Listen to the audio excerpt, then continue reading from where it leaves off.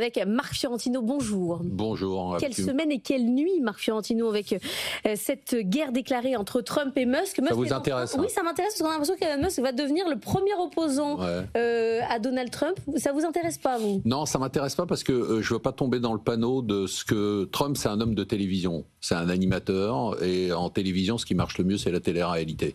Et dans la télé-réalité, ce qui marche le mieux, c'est les clashs. Et donc les deux, ils fonctionnent comme ça. Et Trump, vous voyez, à chaque fois qu'il est dans le bureau ovale, qu'il reçoit quelqu'un, il se tourne vers les journalistes et il dit, vous avez vu, c'est un grand moment de télévision. Hein. Et donc on est là-dedans, ça n'a aucun impact, ça n'a absolument aucun intérêt. C'est-à-dire que là, on est dans un truc qui est très sympathique, qui met de l'ambiance.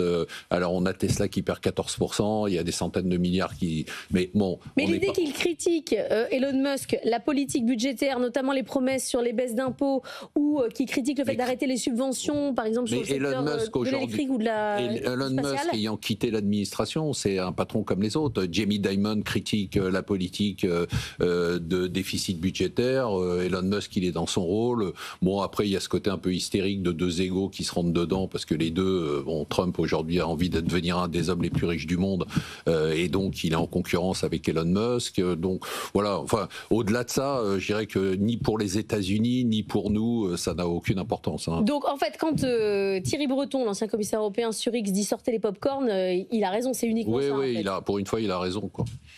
Bon, alors nous allons donc passer au dossier BCE. La BCE qui, hier, annonce la fin d'un cycle, la fin du cycle de la baisse des taux. Elle considère que l'inflation, son job est fait. Désormais, le spectre, c'est la déflation. Ouais, c'est une très bonne nouvelle. C'est une très bonne nouvelle parce qu'en fait, elle se trompe, comme elle s'est toujours trompée. Je suis assez content de la voir dire c'est la fin du cycle de baisse des taux. Ça veut dire que ce n'est pas du tout la fin du cycle de baisse des taux. Hein, par définition déjà, puisqu'elle s'est complètement plantée. Je rappelle quand même son track record qui est absolument catastrophique, c'est-à-dire qu'on sort du Covid, on voit l'inflation remonter, elle dit qu'il n'y a pas d'inflation, il y a l'Ukraine qui arrive, elle dit que l'inflation sera temporaire, ensuite elle se met à dire que l'inflation est durable et que ça va être dramatique. Il y a 6 mois encore, elle nous dit je vois aucun signe de baisse de l'inflation, je reste extrêmement vigilante, le fusil à l'épaule, il est prêt à intervenir, et puis là elle nous dit c'est la fin d'un cycle. Alors qu'est-ce qui lui permet de dire que c'est la fin d'un cycle? Les chiffres d'inflation? Oui, justement, les chiffres d'inflation, ils sont dramatiques. C'est-à-dire qu'on est dans un cycle pré-déflationniste. Donc comment peut-elle dire qu'on est à la fin du cycle de baisse des taux? On est au milieu du cycle de baisse des taux. Elle fait 2 erreurs majeures. La première, c'est elle voit pas que l'économie européenne est au tapis, qu'il n'y a pas d'inflation. La deuxième erreur majeure, c'est qu'elle s'attribue avec la BCE le résultat de la baisse de l'inflation. Or, et Jean-Marc Daniel le répète suffisamment souvent, ça n'a rien à voir avec la BCE. On n'aurait jamais dû remonter autant les taux d'intérêt et il fallait les baisser plus rapidement. Pourquoi ça n'a rien à voir? Parce que les deux composantes de l'inflation, on les connaît. C'était l'inflation par la demande, avec la consommation post-Covid, vous la voyez. Et la deuxième, c'est l'énergie. En quoi la hausse des taux par la BCE a un impact sur le prix du pétrole? Zéro. En quoi la hausse des taux sur la BCE a un impact sur la demande? Le seul impact qu'a eu la hausse des taux, c'est que ça a eu un effet dramatique sur le secteur de l'immobilier et du bâtiment, qui est un secteur essentiel pour l'économie, et que ça a eu un effet dramatique pour les entreprises qui ont été obligées de naviguer dans un climat de totale incertitude. Donc, elle se plante, elle continuera à se planter. La seule mauvaise nouvelle vraiment de cette semaine... Mais là, je comprends pas, parce que la baisse des taux, du coup, c'était quand même une bonne nouvelle, c'est-à-dire au pire ça sert à rien, mais au mieux il fallait pas les monter, ça j'ai compris. Non mais il fallait pas les monter. D'accord, mais une fois qu'elle les baisse, maintenant qu'elle les a baissées, au pire ça fait pas de mal à l'économie, ça permet de prêter pas trop cher. Non, mais vous avez raison. Il ne fallait pas les monter, il fallait les baisser beaucoup plus rapidement. C'est-à-dire, quel est l'intérêt d'avoir fait ces 8 baisses de taux de 0,25 alors qu'on avait toutes les données il y a un an, juin 2024, quand elle commence le cycle de baisse des taux, on savait qu'il n'y avait pas d'inflation, on savait qu'il n'y avait pas de croissance. C'était partout. L'Allemagne était en récession. Nous, on était au tapis. Nous, on n'a pas de gouvernement, donc on n'a pas de mesures, donc on n'a pas de relance. Donc on savait que tout ça allait s'arrêter. Dans ce qui me choque, c'est qu'aujourd'hui, quel est l'intérêt de dire nous sommes en fin de cycle de baisse des taux, ce qui est totalement faux. C'est-à-dire que je voudrais juste rappeler que la Suisse est déjà arrivée à des taux négatifs. C'est-à-dire qu'on va reparler de déflation, on va reparler de taux zéro, on va reparler de taux négatifs, donc elle va se ridiculiser. La seule mauvaise nouvelle de la semaine, c'est qu'elle n'aille pas prendre la direction du forum de Davos. Maintenant, elle est in charge.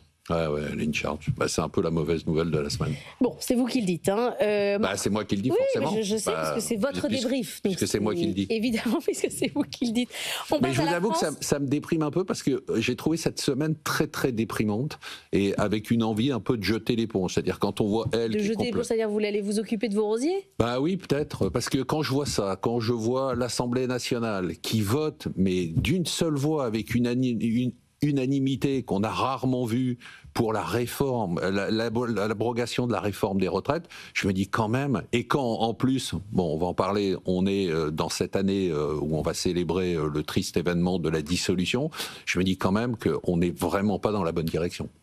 Et ça, c'est pas une posture médiatique, c'est une réalité, je trouve ça vraiment déprimant.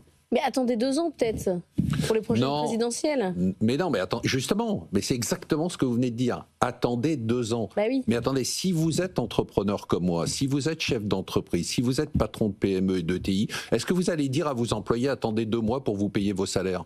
Parce qu'en fait, il se passe rien, je suis désolé, il n'y a pas de croissance, donc je vous paye pas. Est-ce que vous allez dire à tous vos fournisseurs, à tous vos clients, écoutez, je suis désolé, on va attendre 2 ans parce que Emmanuel Macron a eu un coup de tête, un coup de sang, on ne sait même pas ce qu'il a eu il y a 1 an, et qu'il a décidé de mettre le pays à l'arrêt. Non, vous ne pouvez pas, c'est-à-dire que c'est ça le problème. C'est que nous, on réagit avec le temps médiatique, eux, ils réagissent avec le temps politique, mais l'entrepreneur, lui, au quotidien, il a son carnet de commandes, il a ses frais de structure, il a les salaires à payer, et aujourd'hui, quand vous n'avez pas de croissance et que vous avez un climat de totale incertitude et que vous avez en plus une banque centrale européenne qui ne fait pas le job, franchement, c'est très difficile, et vous avez envie de jeter l'éponge, parce que on est dans un pays aujourd'hui, je parle pas simplement de l'Europe, parce que l'Europe, je pense que l'Europe va se transformer, parce que l'Allemagne est en train de se transformer. L'Allemagne vous donne de l'espoir. Évidemment, c'est le seul espoir que j'ai aujourd'hui sur l'Europe. C'est-à-dire ce que fait Merz aujourd'hui est très étonnant, ça me rappelle beaucoup ce qu'avait fait Schröder à un moment. C'est-à-dire qu'on voit déjà le gars qui dit en Allemagne on veut être la première force militaire européenne. La capacité de pivot est impressionnante. Impressionnante, mais vous savez, c'est pas une surprise. Moi, on s'est souvent moqué de moi parce que je défendais l'Allemagne, mais c'est pas une surprise. J'ai toujours dit une chose, j'ai dit à partir du moment où un pays gère bien ses finances, il a les moyens de tout faire. Et aujourd'hui, l'Allemagne est face à une situation financière qui est fantastique et peut se dire on peut tout faire. En fait, on peut faire de la relance par la consommation, on peut faire de la relance par l'investissement. Ils ont les moyens de tout faire. Nous n'avons les moyens de ne rien faire, puisqu'aujourd'hui le déficit est abyssal, la dette est abyssale, et en plus, on n'a pas de courage politique et on n'a pas la marge de manœuvre politique. Moi, ce qui m'étonne quand même, c'est qu'on est à 1 an quand même de cette dissolution. Tout ça est noyé, alors on nous noie tout ça avec les droits de douane, avec Trump, et on dit c'est de la faute de Trump. Mais non, ce qui se passe en France est de la faute de la dissolution. On n'en parle pas assez, on est trop complaisant vis-à-vis de la décision qui a été prise par le président de la République, et je pense qu'il devrait en tirer les conséquences. Il a mis le pays à l'arrêt, et c'est dramatique. Et je voudrais pas vous gâcher le week-end de la Pentecôte, mais je pense que vous allez payer plus d'impôts également. Oui, non, mais ça, c'est pas une surprise. Ça, c'est pas une surprise, parce qu'en France, tout se finit toujours par des impôts. Donc, de toute façon, la solution la plus simple, on n'arrivera pas à faire les 40 milliards d'économies. Ça, c'est une certitude. On n'arrive même pas à économiser 300 millions sur les taxis. Donc, c'est sûr que la seule solution qui va se présenter, c'est toujours la même, c'est d'augmenter les impôts, augmenter les charges sur les entreprises, augmenter les charges sur les ménages, augmenter les charges sur la consommation avec cette pseudo-TVA sociale qui n'a rien de social. Et donc, oui, c'est vrai que c'est désespérant.